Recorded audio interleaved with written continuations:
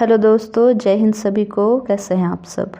I hope सब बढ़िया होंगे और अपने अपनी स्टडी में मशरूफ़ होंगे। तो आज हम जो पढ़ने वाले हैं यह जो विषय है यह है एक कविता। दिनकर जी की कविता है, बहुत ही प्यारी सी कविता है जिसका शीर्षक है वन फूलों की ओर। यह जो कविता है बहुत ही प्यारी सी कविता है और आज हम इस वीडियो के माध्यम से इस पूरी कविता का जो मूल संदेश है उसे जानने का प्रयास करेंगे, यानी कि छोटी समीक्षा करेंगे और इस प्रकार इसे सारांश के रूप में पढ़ेंगे। ठीक है। राष्ट्रकवि रामधारी सिंह दिनकर की कविता वन फूलों की ओर उनकी काव्य रचना रेणुका में संकलित है। इस काव्य संकलन का प्रकाशन 1935 ईस्वी में हुआ था। इस काव्य संकलन की कविताओं में कवि ने अपनी काव्य कल्पना को ठोस धरती पर उतारा है तथा मुख्य रूप से राष्ट्रीय चेतना को जागृत करने वाले अतीत गौरव के ध्वंस पर अद्भुत वर्तमान विभीषिकाओं के क्रांति मूलक गीत गाए हैं। दिनकर की संपूर्ण रचनाओं में राष्ट्रीय चेतना का स्वर मुखरित हुआ है। दिनकर की राष्ट्रीय चेतना का एक पक्ष है भारतीय संस्कृति के प्रति उनकी अनुरक्ति।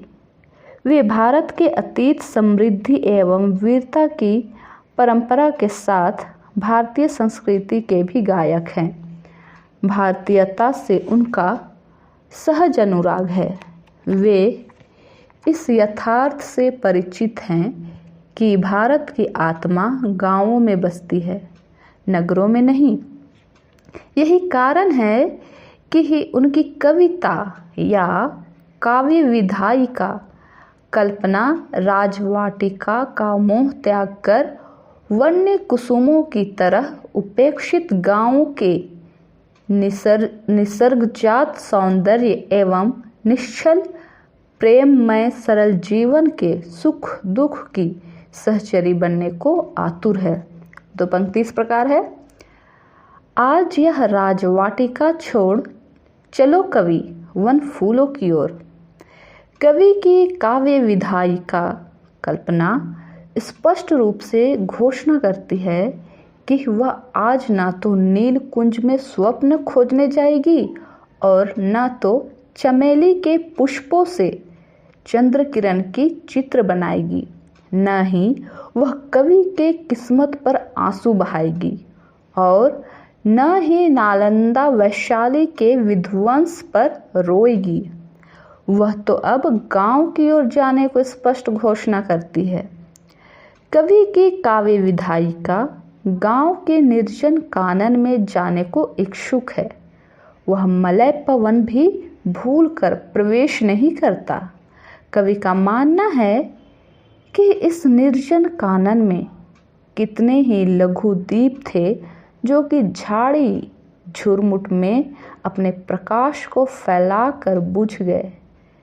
कवि की कविता आज उन्हीं दीपों के कब्र पर रोना चाहती है, साथ ही जुगनू की आरती से उनके कब्र को सजाना चाहती है, उनके आहुति को याद करना चाहती है। कवि की कविता महल को त्याग कर कृषक के तृण कुटीर में प्रवेश कर जाती है। कवि से कहती है, तुम गांव के भिखारी का वेश धारण कर लो और मैं भिखारिणी की। यह कवि की कविता ग्रामीण जीवन के यथार्थ स्थिति का चित्रण करती है। कवि की कविता ग्रामीण जीवन का चित्रण करते हुए कहती है, संध्या श्याम परी खेतों पर उतर चुकी है। गायें रोमंथन करते हुए हरी घास को रौंदती हुई वापस आ रही है। घर घर में धुआं उठ रहा है और चूल्हे भी एक एक करके जल रहे हैं। चौपालों में कृषक गीत गा रहे हैं, उल्लास मना रहे हैं। पनघट से ग्रामीण सुकुमार युवती पानी से भरे गागर को ढोते वापस आ रही है। कवि इन्हीं ग्राम बालाओं के सौंदर्य और सुहाग के गीत गाना चाहती है। मतलब कवि चाहते हैं। कवि दिनकर ने लिखा है, पनघट से आ रही पीत वसना युवती सुकुमार, किसी भांति ढोती गागर यौवन का दुर्वह भार, बनूंगी मैं कवि इसकी मांग, कलश काजल सिंदूर सुहाग। कवि दिनकर की कविता ग्रामीण सौंदर्य का चित्रण करते हुए कहती है कि यह हल्की पूर्वैया बहती है, जिसमें वन तुलसी की गंध समाहित है। यहाँ के मंदिर की घंटा ध्वनि मानो युग युग का संदेश सुनाती है। इसी समय गांव की प्रिया अपने पति की कुशलता के समाचार पाने के लिए खत लिखती है। कवि की कविता उसे विरहिणी प्रिया की दूतिका बनाना चाहती है। कवि की कविता इसी ग्रामीण सौंदर्य में अपने को तल्लीन कर लेना चाहती है। कविता कहती है, मुझे आषाढ़ महीने की रिमझिम में खेतों की ओर जाने दो, जहाँ कृषक सुंदरी के गीत को गा सकूंगी। वह कहती है, अभी इन खेत में आनंदित होने दो, खलिहानों में तो रोना है। वह बच्चों के साथ कुछ क्षण खेल लेना चाहती है।